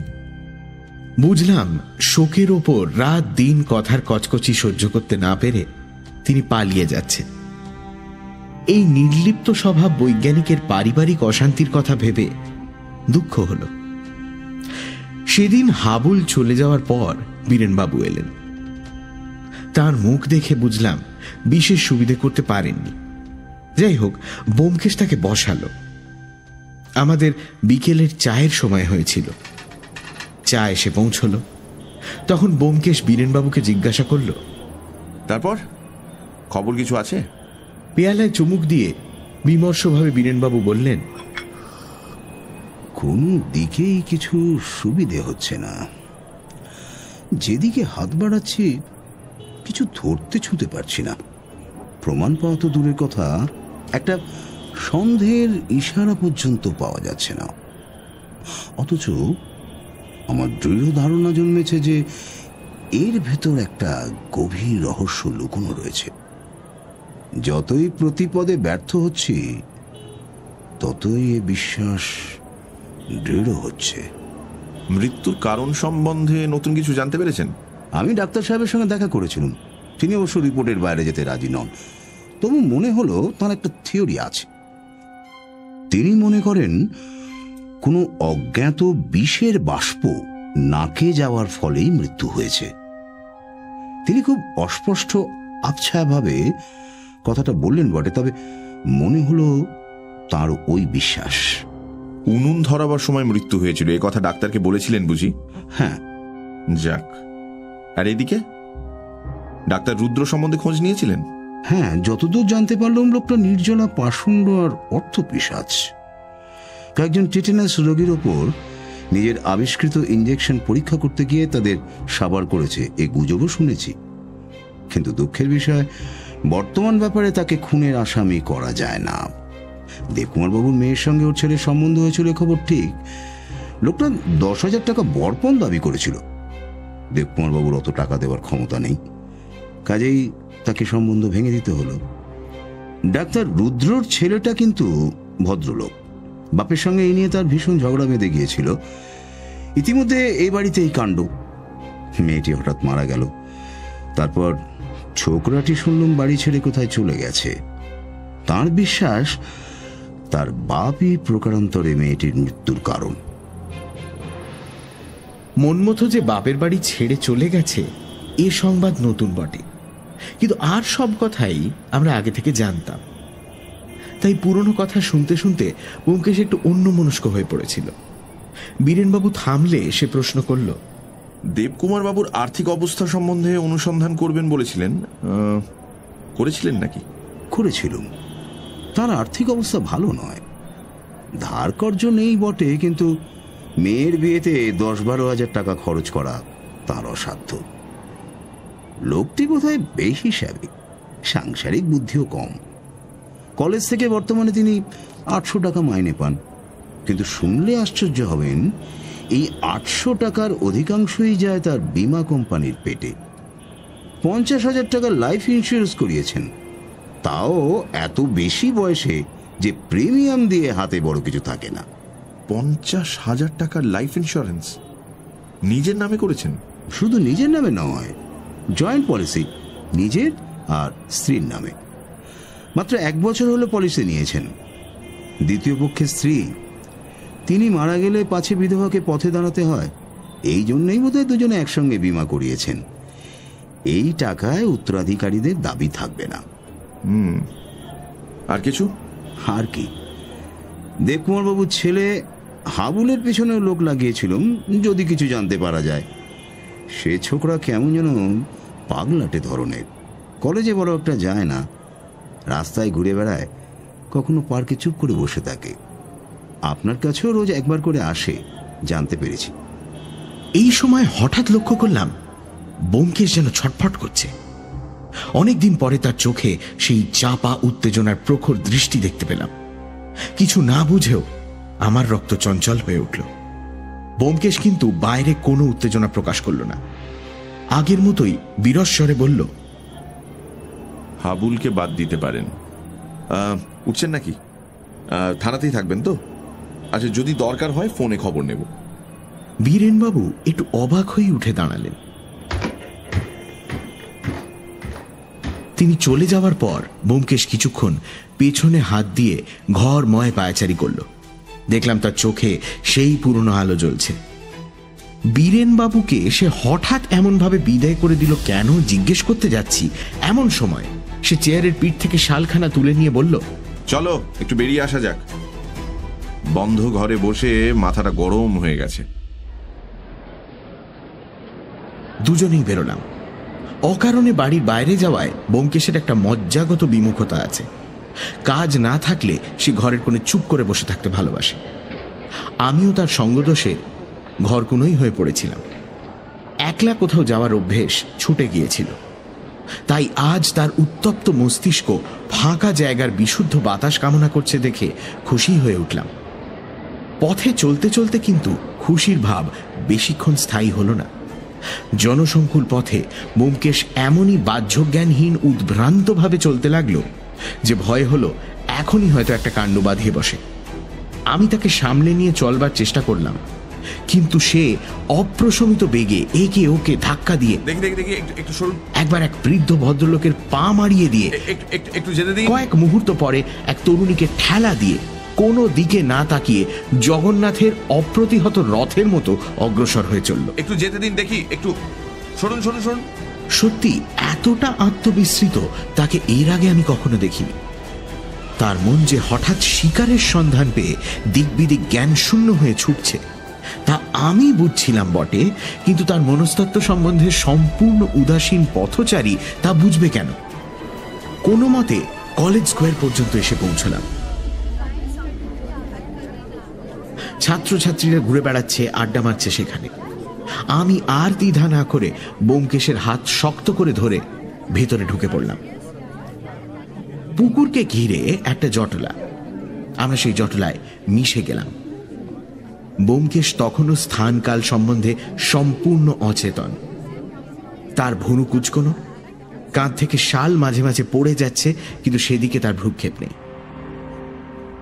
আমি ভাবতে লাগলাম, বীরেনবাবুর কথার মধ্যে এমন কি ছিল যা ব্যোমকেশের নিষ্ক্রিয় মনকে হঠাৎ পাঞ্জাব মেলের ইঞ্জিনের মতো এতটা সক্রিয় করে তুলেছে?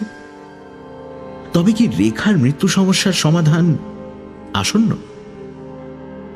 সমাধান যে সত্যিই আসন্ন তখনও তা বুঝতে পারিনি।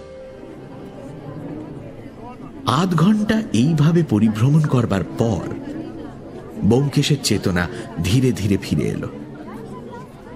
সে সহজ দৃষ্টিতে আমার দিকে তাকিয়ে বলল, আজ দেবকুমার বাবু পাটনা যাবেন, তাই না?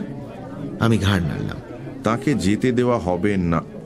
ব্যোমকেশ সামনের দিকে তাকিয়ে কথা অসমাপ্ত রেখেই ক্ষিপ্র পায়ে এগিয়ে যেতে লাগল। দেখলাম এক কোণে একখানা বেঞ্চি ঘিরে অনেক ছেলে জড়ো হয়েছে এবং উত্তেজিতভাবে কথা বলছে। ভিড়ের বাইরে যারা ছিল তারা গলা বাড়িয়ে দেখবার চেষ্টা করছে। তাদের ভাব দেখে মনে হলো অসাধারণ কিছু ঘটেছে। সেইখানে উপস্থিত হয়ে ব্যোমকেশ একটা ছেলেকে জিজ্ঞেস করল, কি হয়েছে? ছেলেটি বলল, ঠিক বুঝতে পারছি না, বোধহয় কেউ হঠাৎ বেঞ্চে বসে বসেই মারা গেছে। ব্যোমকেশ ভিড় ঠেলে ভেতরে ঢুকলো। একটু যেতে দিন দেখি, একটু সরুন সরুন সরুন। আমিও তার পেছনে পেছনে বেঞ্চির সামনে উপস্থিত হয়ে দেখলাম একটি ছোকরা ঠ্যাসান দিয়ে বসে আছে, যেন বসে বসে ঘুমিয়ে পড়েছে। মাথা বুকের ওপর ঝুঁকে পড়েছে, পা সামনের দিকে প্রসারিত। ঠোঁটের কোণে একটা সিগারেট ঝুলছে। সিগারেটে অগ্নিসংযোগ করা হয়নি। মুঠো করা বাঁ হাতের মধ্যে একটা দেশলাইয়ের বাক্স। একটি মেডিকেল ছাত্র নাড়ি ধরে দেখছিল, বলল, না না, নাড়ি নেই, মারা গেছে। সন্ধ্যা হয়ে আসছিল। ভিড়ের মধ্যে ভালো করে দেখা যাচ্ছিল না। ব্যোমকেশ থুতনি ধরে মৃতের মুখ তুলেই যেন চমকে উঠে ছেড়ে দিল। আমারও বুকে হাতুড়ির মতো একটা প্রবল আঘাত লাগলো। দেখলাম আমাদের হাবুল।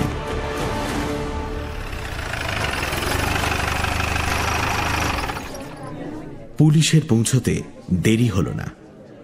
আমরা দেবকুমার বাবুর ঠিকানা পুলিশকে জানিয়ে বেরিয়ে এলাম। তখন রাস্তায় গ্যাস জ্বলেছে।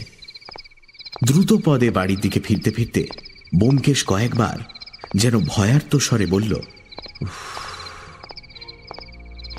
নিয়তির কি নির্মম প্রতিশোধ, কি নিদারুণ পরিহাস। আমার মাথার ভেতর সবকিছু কেমন যেন নিশ্চল হয়ে গেছিল। তবু অসীম অনুশোচনার সঙ্গে কেবল এই কথাটাই মনে হতে লাগলো, পরলোক যদি থাকে তবে যার মৃত্যুতে হাবুল এত কাতর হয়েছিল সেই পরম স্নেহের বোনের সঙ্গেই তার এতক্ষণে মিলন হয়েছে। বাসায় পৌঁছে ব্যোমকেশ নিজের লাইব্রেরি ঘরে গিয়ে দরজা বন্ধ করে দিল। শুনতে পেলাম সে টেলিফোনে কথা বলছে। হ্যাঁ বীরেনবাবু, আপনি কোথায়? আচ্ছা আচ্ছা, না আপনি চলে আসুন। হ্যাঁ হ্যাঁ হ্যাঁ, আর শুনুন, ওয়ারেন্টটা মনে করে আনবেন। আচ্ছা রাখি। প্রায় 1 ঘন্টা পরে সে ঘর থেকে বেরিয়ে এসে ক্লান্ত স্বরে পুঁটিরামকে চা আনতে বলল। তারপর বুকে ঘাড় গুঁজে একখানা চেয়ারে বসে পড়ল। যে ট্র্যাজেডির শেষ অঙ্কে জবনিকা পড়তে আর দেরি নেই তার সম্বন্ধে বৃথা প্রশ্ন করে আমি আর তাকে বিরক্ত করলাম না। রাত্রি 8:30টার সময় বীরেনবাবু এলেন। ব্যোমকেশ জিজ্ঞেস করল, ওয়ারেন্ট এনেছেন? বীরেনবাবু ঘাড় নাড়লেন। তখন আবার আমরা বেরিয়ে গেলাম।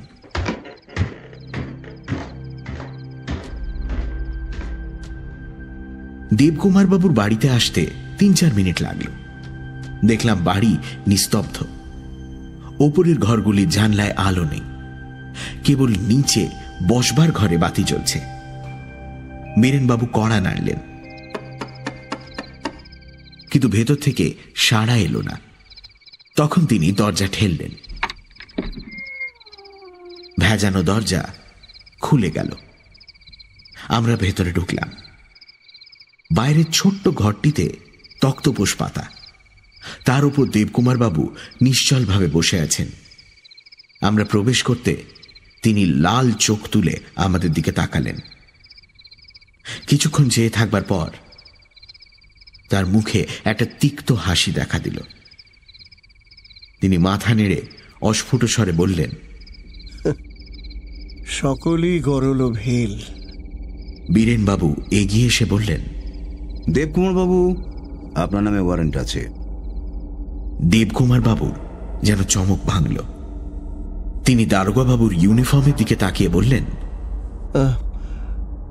আপনারা এসে গেছেন, ভালোই হলো। আমি নিজেই তো থানায় যাচ্ছিলাম। তারপর 2 হাত বাড়িয়ে দিয়ে বললেন, কই নিন, হাত কড়া লাগান। বীরেনবাবু বললেন, তার দরকার নেই। কোন অপরাধে আপনাকে গ্রেপ্তার করা হলো শুনুন। বলে অভিযোগ পড়ে শোনাতে গেলেন।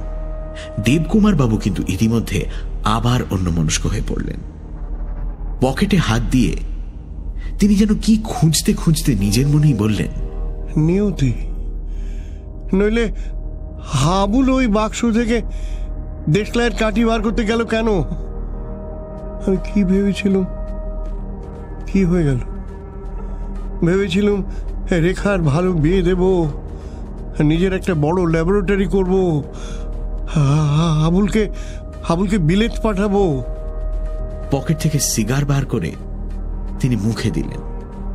ব্যোমকেশ নিজের দেশলাই জ্বালিয়ে তার সিগারে অগ্নিসংযোগ করে দিল। তারপর বলল, দেবকুমার বাবু, আপনার দেশলাইটা আমাদের দিতে হবে। দেবকুমার বাবুর চোখে আবার সচেতন দৃষ্টি ফিরে এলো। তিনি বললেন, ও ব্যোমকেশ বাবু, আপনিও এসেছেন? না না, ভয় নেই আপনার। আমি আত্মহত্যা করব না। আমি ছেলেকে মেরেছি, আমি মেয়েকে মেরেছি। আমি খুনি আসামির মতো ফাঁসি কাটে ঝুলতে চাই। দেশলাইয়ের বাক্সটা তবে দিন। পকেট থেকে বাক্স বের করে দেবকুমার বাবুর সামনে ফেলে দিলেন। বললেন, নিন নিন, সাবধান, খুব ভয়ানক জিনিস। এর প্রত্যেকটি কাঠি এক একটি মৃত্যুবান। একবার জ্বালালে আর রক্ষে নেই। ব্যোমকেশ দেশলাইয়ের বাক্সটা বীরেনবাবুর হাতে দিল। তিনি সন্তর্পণে সেটা পকেটে রাখলেন। দেবকুমার বাবু বলে চললেন, কি অদ্ভুত আবিষ্কার করেছিলুম। অদ্ভুত। পলকের মধ্যে মৃত্যু হবে, কিন্তু কোথাও এতটুকু চিহ্ন থাকবে না।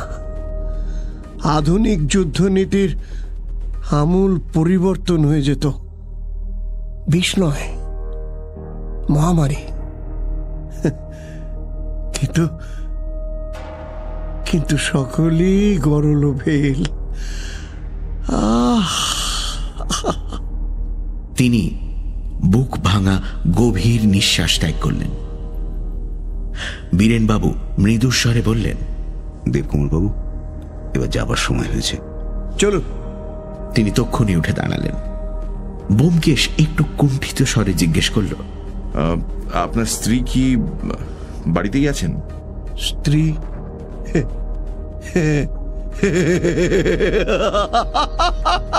স্ত্রী? আমার ফাঁসির পর ইন্স্যুরেন্সের সব টাকা সেই পাবে। বলুন, এটা প্রকৃতির পরিহাস নয়?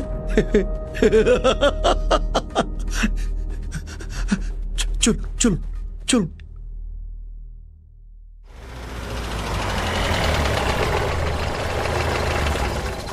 একটা ট্যাক্সি ডাকা হলো। ব্যোমকেশ হাত ধরে দেবকুমার বাবুকে তাতে তুলে দিলেন। বীরেনবাবু তার পাশে বসলেন। দুজন কনস্টেবল ইতিমধ্যে কোথা থেকে আবির্ভূত হয়েছে, তারাও ট্যাক্সিতে চেপে বসল। দেবকুমার বাবু গাড়ির ভেতর থেকেই বললেন, ব্যোমকেশ বাবু, আপনি আমার রেখার মৃত্যুর কিনারা করতে চেয়েছিলেন। আপনাকে ধন্যবাদ। আমরা ফুটপাতে দাঁড়িয়ে রইলাম। ট্যাক্সি চলে গেল।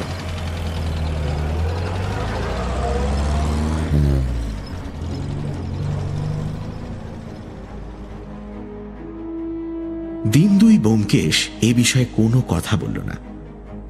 তার মনের অবস্থা বুঝে আমিও পীড়াপিড়ি করলাম না। তৃতীয় দিন বিকেলে সে নিজেই বলতে আরম্ভ করল। এলোমেলো ভাবে কতকটা যেন নিজের মনেই কথা বলতে লাগলো। ইংরেজিতে একটা কথা আছে, vengeance coming home to roost. Debkumar বাবুর হয়েছিল তাই। নিজের স্ত্রীকে তিনি মারতে চেয়েছিলেন, কিন্তু এমনই অদৃষ্টের খেলা, দুবার তিনি তার অমোঘ অগ্নিবাণ নিক্ষেপ করলেন। দুবারই সে অগ্নিবাণ লাগলো গিয়ে তার প্রাণাধিক প্রিয় পুত্রকন্যার বুকে। দেবকুমার অপ্রত্যাশিতভাবে এক আবিষ্কার করে ফেলেছিলেন, কিন্তু টাকার অভাবে সে আবিষ্কারের সদ্ব্যবহার করতে পারছিলেন না। এমনই আবিষ্কার যে তার পেটেন্ট নেওয়া চলে না, কারণ সাধারণ ব্যবসার জগতে এর ব্যবহার নেই। কিন্তু ঘুণাক্ষরে এর ফর্মুলা জানতে পারলে জাপান, জার্মানি, ফ্রান্স প্রভৃতি যুদ্ধোদ্যত রাজ্যলোলুপ জাতি নিজেদের কারখানায় এই প্রাণঘাতী বিষ তৈরি করতে আরম্ভ করে দেবে। আবিষ্কর্তা কিছুই করতে পারবেন না। এত বড় আবিষ্কার থেকে তার এক কপর্দক লাভ পর্যন্ত হবে না। সুতরাং আবিষ্কারের কথা দেবকুমার বাবু চেপে গেলেন। প্রথমে টাকা চাই, কারণ এ বিষ কি করে ব্যবহার করা যেতে পারে সে বিষয়ে আর অনেক এক্সপেরিমেন্ট করা দরকার। কিন্তু টাকা কোথায়? এত বড় এক্সপেরিমেন্ট গোপনে চালাতে গেলে নিজের ল্যাবরেটরি চাই, তাতে অনেক টাকার দরকার। কিন্তু টাকা আসে কোথা থেকে? এদিকে বাড়িতে দেবকুমার বাবুর স্ত্রী তার জীবন দুর্বহ করে তুলেছিলেন। মানসিক পরিশ্রম যারা করে তারা চায় সাংসারিক ব্যাপারে শান্তি, অথচ তার জীবনে ওই জিনিসটির একান্ত অভাব হয়ে উঠেছিল। এক সূচিবায়ুগ্রস্ত মুখরা স্নেহহীনা স্ত্রীর নিত্য সাহচর্য তাকে পাগলের মতো করে তুলেছিল। এটা অনুমানে বুঝতে পারি দেবকুমার বাবু স্বভাবত নিষ্ঠুর প্রকৃতির লোক নন। শান্তিতে নিজের বৈজ্ঞানিক চিন্তায় মগ্ন হয়ে থাকতে পারলে তিনি আর কিচ্ছুটি চান না। তার মনটি যে খুব স্নেহপ্রবণ তার ছেলে মেয়েদের প্রতি ভালোবাসা দেখেই আন্দাজ করা যায়। দ্বিতীয় পক্ষের স্ত্রীও চেষ্টা করলে এই স্নেহের অংশ পেতে পারতেন, কিন্তু স্বভাব দোষে তিনি তা পেলেন না। বরঞ্চ দেবকুমার বাবু তাকে বিষের মতন ঘেন্না করতে আরম্ভ করলেন। নিজের স্ত্রীকে হত্যা করবার ইচ্ছে মানুষের স্বাভাবিক নয়। যখন এই প্রবৃত্তি তার হয় তখন বুঝতে হবে সহ্যের সীমা অতিক্রম করেছে। দেবকুমার বাবুরও সহ্যের সীমা অতিক্রান্ত হয়েছিল। তারপর তিনি যখন এই ভয়ঙ্কর বিষ আবিষ্কার করলেন তখন বোধহয় প্রথমেই তার মনে হলো স্ত্রীর কথা। তিনি মনে মনে আগুন নিয়ে খেলা আরম্ভ করলেন। তারপর তার সংশয়ের সমাধান করে বীমা কোম্পানির যুগ্ম জীবন পলিসির বিজ্ঞাপন চোখে পড়ল। স্বামী স্ত্রী একসঙ্গে বীমা করতে পারে, একজন মরলে অন্যজন টাকা পাবে। এমন সুযোগ তিনি আর কোথায় পাবেন? যদি এইভাবে জীবন বীমা করে তার আবিষ্কৃত বিষ দিয়ে স্ত্রীকে মারতে পারেন, এক ঢিলে দুই পাখি মরবে। তিনি তার বাঞ্ছিত টাকা পাবেন, স্ত্রীও মরবে এমন ভাবে যে কেউ বুঝতে পারবে না কি করে মৃত্যু হলো। দেবকুমার বাবু একেবারে 50,000 টাকার জীবন বীমা করালেন। তারপর অসীম ধৈর্য সহকারে অপেক্ষা করতে লাগলেন। তাড়াতাড়ি করলে চলবে না, বীমা কোম্পানির সন্দেহ হতে পারে। এইভাবে 1 বছর কেটে গেল। তিনি মনে মনে স্থির করলেন এই বড়দিনের ছুটিতে তার মৃত্যুবাণ নিক্ষেপ করবেন। তার আবিষ্কৃত বিষের প্রকৃতি অনেকটা বিস্ফোরক বারুদের মতো। এমনিতে সে অতি নিরীহ, কিন্তু একবার আগুনের সংস্পর্শে এলে তার ভয়ঙ্কর শক্তি বাষ্প রূপ ধরে বেরিয়ে আসে। সে বাষ্প কারুর নাকে কণামাত্র গেলেও আর রক্ষে নেই, তৎক্ষণাৎ মৃত্যু হবে। দেবকুমার বাবু তাঁর স্ত্রীর উপর এই বিষ প্রয়োগ করবার এক চমৎকার উপায় বার করলেন। বৈজ্ঞানিক মাথা ছাড়া এমন বুদ্ধি বেরোয় না। তিনি কতগুলি দেশলাইয়ের কাঠির বারুদের সঙ্গে এই বিষ মাখিয়ে দিলেন। কি উপায় মাখালেন বলতে পারি না, কিন্তু ফল দাঁড়ালো যিনি সেই কাঠি জ্বালবেন তাকেই মরতে হবে। এইভাবে বিষাক্ত দেশলাইয়ের কাঠি তৈরি করে তিনি দিল্লিতে বিজ্ঞান সভার অধিবেশনে যোগ দেওয়ার জন্য প্রস্তুত হতে লাগলেন। ক্রমে দিল্লি যাবার সময় হয়ে এলো। তখন তিনি সময় বুঝে তার স্ত্রীর দেশলাইয়ের বাক্সতে একটি কাঠি রেখে দিয়ে দিল্লিতে যাত্রা করলেন। তিনি জানতেন তার স্ত্রী রোজ রাতে শোবার আগে ওই দেশলাই দিয়ে ল্যাম্প জ্বালেন। এই দেশলাইয়ের বাক্স অন্য কোথাও ব্যবহার করা হয় না। আজ হোক কাল হোক গিন্নি সেই কাঠিটি জ্বালাবেন। দেবকুমার বাবু থাকবেন তখন 900 মাইল দূরে। এই যে তার কাজ, এ কথা কেউ মনেও আনতে পারবে না। সবই ঠিক হয়েছিল, কিন্তু রাম উল্টো বুঝলেন। স্ত্রীর বদলে রেখা উনুন ধরাতে গিয়ে সেই কাঠিটি জ্বালল। দিল্লি থেকে দেবকুমার বাবু ফিরে এলেন। এই বিপর্যয়ে তার মন স্ত্রীর বিরুদ্ধে আরো বেশি উঠল। তার জেদ চড়ে গেল।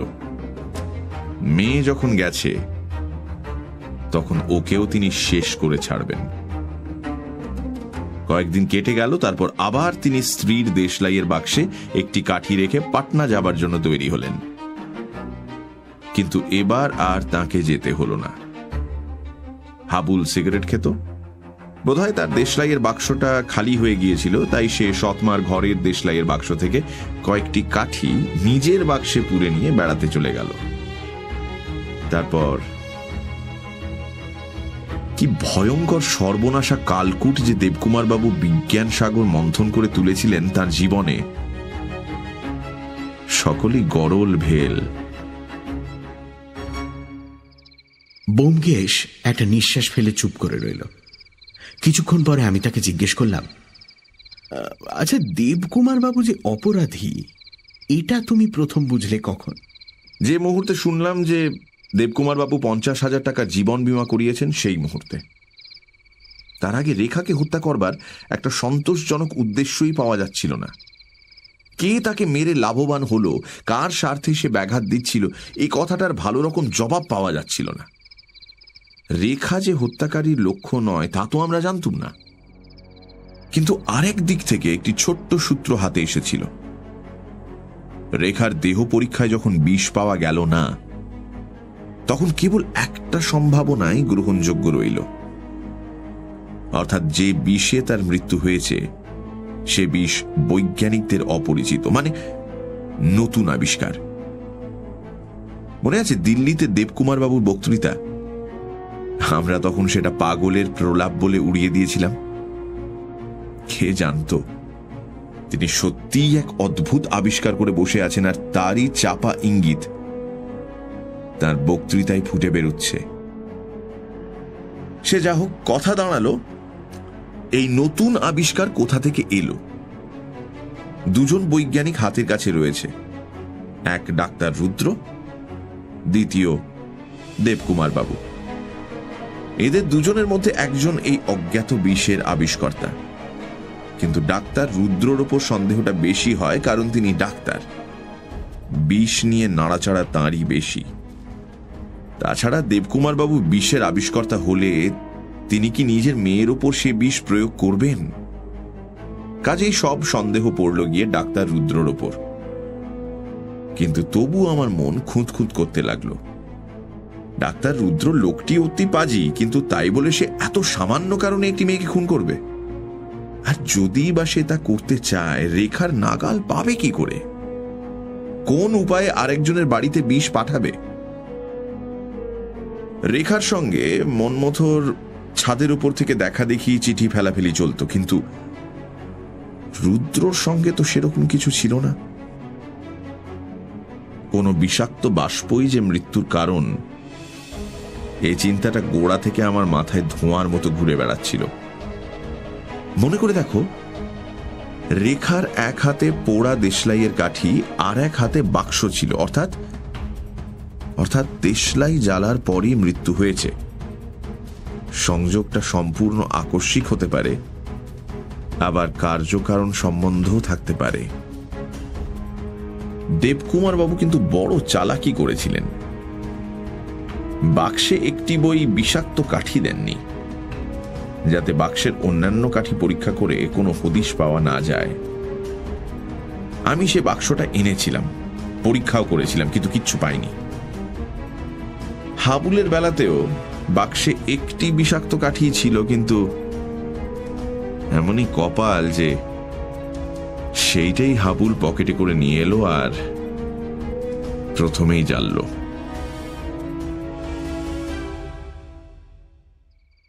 অজিত, তুমি তো লেখক, দেবকুমার বাবুর এই ব্যাপারের মধ্যে একটা প্রকাণ্ড রূপক দেখতে পাচ্ছ না? মানুষ যেদিন প্রথম অন্যকে হত্যা করবার অস্ত্র আবিষ্কার করেছিল, সেদিন সে নিজেরই মৃত্যুবান নির্মাণ করেছিল। আর আজ সারা পৃথিবী জুড়ে গোপনে গোপনে এই যে হিংসার কুটিল বিষ তৈরি হচ্ছে, এও মানুষ জাতটাকে একদিন নিঃশেষে ধ্বংস করে ফেলবে।